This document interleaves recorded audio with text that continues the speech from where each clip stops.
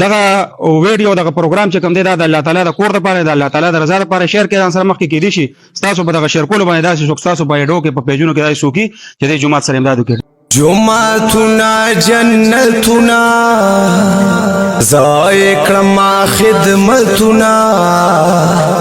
مخبل جون ورتا بخلې ما سکون پکې مندلې.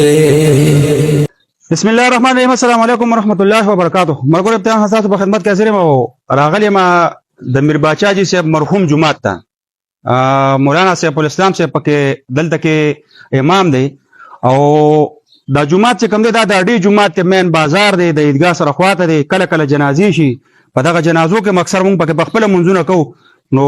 وخت داسې راشي چې کله کله جنازې درنې شي دا داسې سم مسایل راشي د جمعې پر ورځ باندې دا جمعات ډېر زیات تنګ و. دې سوال جواب وکړو چې دا جمعات مو کولو کړی دی او د دې سره دغه نور اسم را مرګر شو خبرې جمعات کې ډېر زیات کافي کار دی. د دغه کار لپاره چې کم دی نو دغه زمونږ چې څومره مسلمانان دي زمونږ د پیج کسان دي یا داسې مرګري دي یاران دوستان دي د دې څوک دي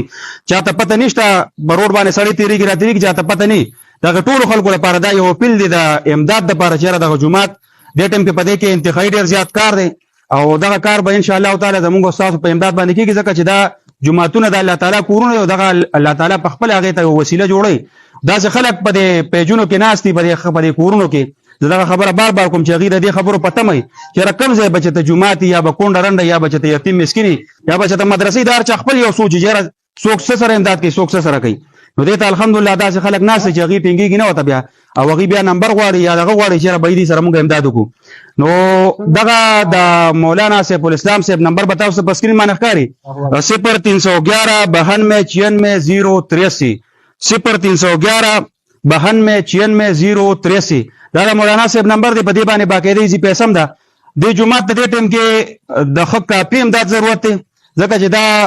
مین روډ دی مین بازار دی زمونږ په دې کلی باندې زمونږ چې څومره مسافر دي زمونږ د کلی یاران دوستان دي په دې کلی باندې اکثر د بار نه خلک تیریږي ټرکونو والا په تیریږي یا داسې نور په څوک تیریږي د مین روډ دی نو چې کله زمونږ جمعات کلی مزیدار یو پاکي او بل ځای پکې کولوي نو دغه زمونږ د دې کلی لپاره هم د فخر خبره ده. الله پاک هم خوشاليږي. کوشش وکړئ څه خبره ولا سره مولانا صاحب وکړو کوشش وکړي چې د خپل وس مطابق چې کم دي سره امداد وکړي چې را په جمعات کې چې د باقی پاتې چې کم کار دي چې ان شاء الله تعالی دا په خپل طریقه باندې راغون شي. بسم الله الرحمن الرحیم. ډون اول خدای افتخار باندې ډیره شکریا ادا کوم چې زمونږه د زیاته د جمعات تراله او زمون سره په دې کار کې دیم د شرکت موقع هغه حاصله کا. زبف لنډه دا خبره کوم چې حدیث پاک را دي نبی سلام فرمای چې من بنا لله مسجدا بنا الله له بیتا فی الجنه چا چې الله پاک کور آباد کې په دنیا کې هغه ته الله پاک په آخرت کې په جنت کې چې کوم دې کور جوړي. نو مختصر خبره دا ده چې زمونږ د جمعات